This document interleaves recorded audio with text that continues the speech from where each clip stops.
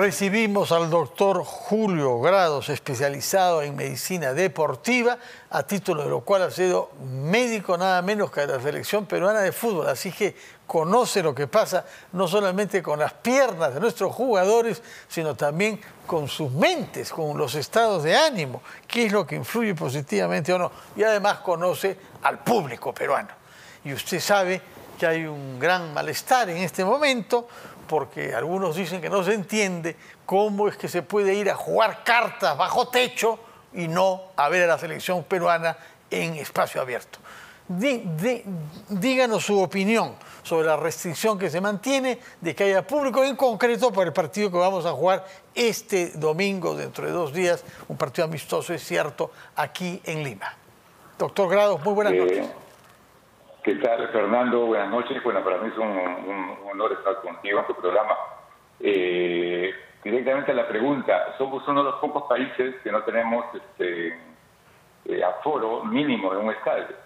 Si comparamos, en Europa se ha bajado al 70% por toda la crisis europea que hay del COVID ahora, pero en Sudamérica sigue habiendo, Brasil también incluido, pero nosotros estamos en 0%, entonces yo tampoco estoy muy de acuerdo.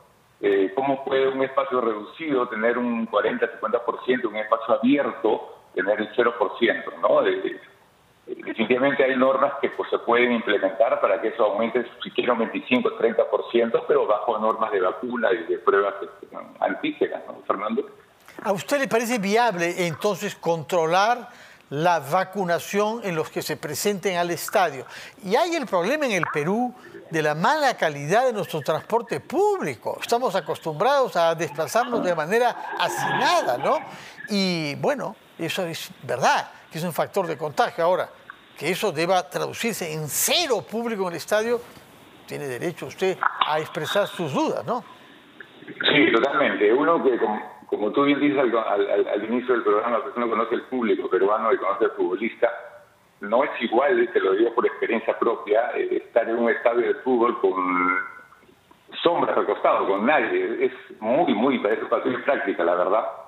Y también el público pues es muy afín de estar en el estadio. Yo calculo que si tenemos un aforo de 30 a 40% con unas vacunaciones de 2 mínimo, o con una prueba antígena que sería un poquito menos viable, digamos, yo creo que se puede cumplir. Me parece que eso el gobierno podría dar un poco un paso al costado. Lo que pasa es que estamos creciendo, creo, Fernando, estamos hoy en 30.000 contagios nuevos, pero a comparación con otros medios, pues estamos muy bien, ¿no? Ojalá que eso no aumente. Sí, ahora, por otra parte, tenemos una realidad muy dura, que es la cantidad de deportistas que están contagiados, ¿no? ¿Cómo enfoca usted? ¿Qué les dice cuando los recibe?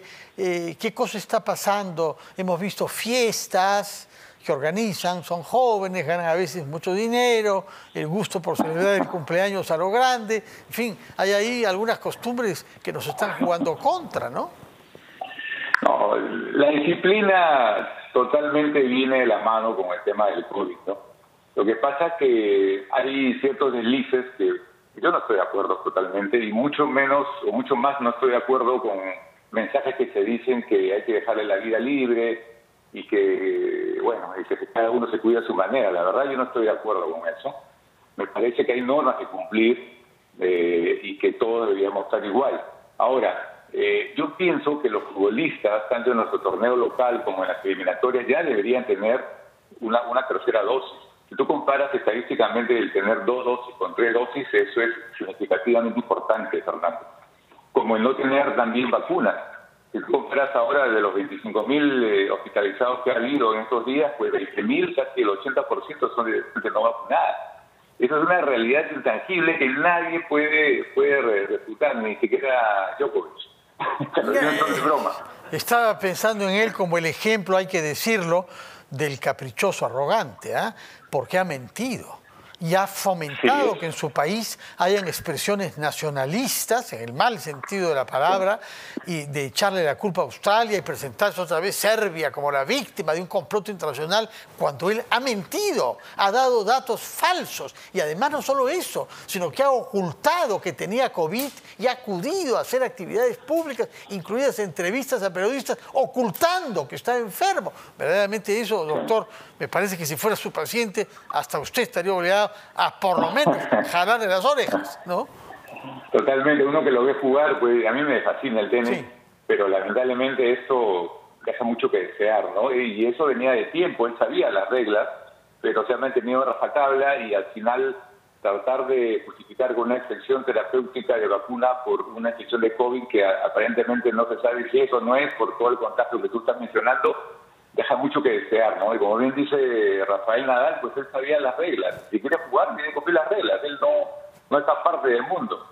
No, la verdad un mal ejemplo y creo que hace pocas horas ya nuevamente le han revocado la visa, pues sí.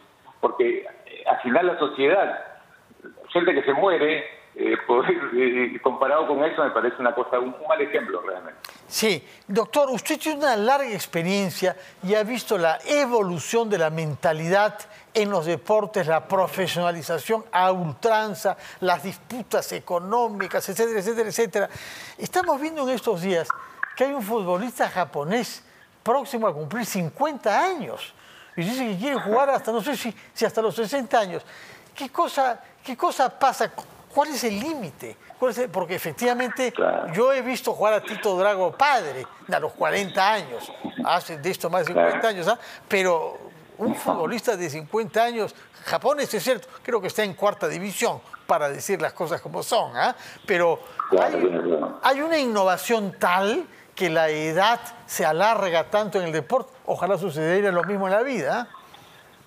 Yo pienso que esto es una suma de factores, Fernando. No se puede generalizar, pero no te olvides que la raza japonesa pues es la estoica por naturaleza. Cuando tú ves un tema de umbral de dolor, pues el japonés generalmente es el que más aguanta, como se dice, para que la gente pueda entender. A esto se suma pues el cuidado de una vida sana, necesariamente, sin generalizar, pero generalmente, o sea, más frecuentemente se ve eso en organismos, futbolistas o deportistas que se cuidan mucho de la alimentación, en la vida misma, hablando de disciplinas, no disciplinas, que se cuida mucho y puede llevar a una vida longeva en el deporte. Es una maravilla eso. Doctor, una pregunta que tiene enorme importancia para los deportistas, sobre todo en víspera de un compromiso importante, pero que es un tema universal. ¿Cómo garantizar la calidad del sueño? Numerosos estudios hechos en el marco de la pandemia muestran que en general la gente en el mundo está durmiendo menos y con menor calidad de sueño, es decir, menos intensidad. Y eso que hay menos ruido en la calle, ¿eh? Pero eso hace daño a todo el mundo. Hay muchos estudios, he visto, que vinculan la incidencia de ciertas enfermedades con la mala calidad del sueño. ¿Cómo hace un deportista que va a jugar, que va a decidir si el Perú va o no a Qatar para dormir bien la noche víspera? No te olvides que en la época de cuarentena la gente dormía menos y comía más. Eso también va en contra del deporte, ¿no? Comer mal va siempre contra todo.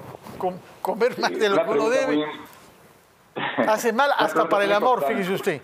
Sí. Bueno.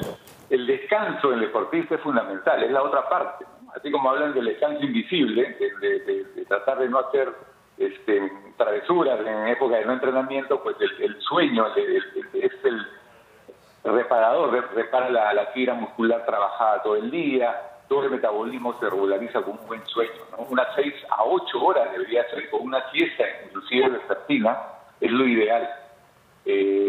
Hay muchos métodos. Generalmente el estrés viene conllevado, si es una vida medianamente ordenada, el estrés tiene mucho que ver con esto, quita horas de sueño. El trabajo muchas veces también influye, pero definitivamente yo creo que todo esto viene de la mano con una alimentación sana, a las horas también, no te olvides, no alimentarte también muy tarde de noche, porque eso también, la digestión tiene un proceso fisiológico que conlleva, ¿no?, al tema de las horas del sueño, pero eso hay que hacer todo lo posible y como último recurso usar pues algún tipo de medicación, que hay un sinfín, ¿no?, de cosas que se usan hasta el CBD, hasta ansiolíticos o temas así, melatonina, estas cosas, pero como último recurso. Hay muchos otros métodos de conciliar el sueño. Doctor, otra pregunta que se la hago con toda mala intención, pensando en las divisiones de nuestro país, en lo mucho que nos cuesta aceptar que hay quien piensa de manera distinta que yo, pero con el que puedo dialogar y puedo hacer cosas en común.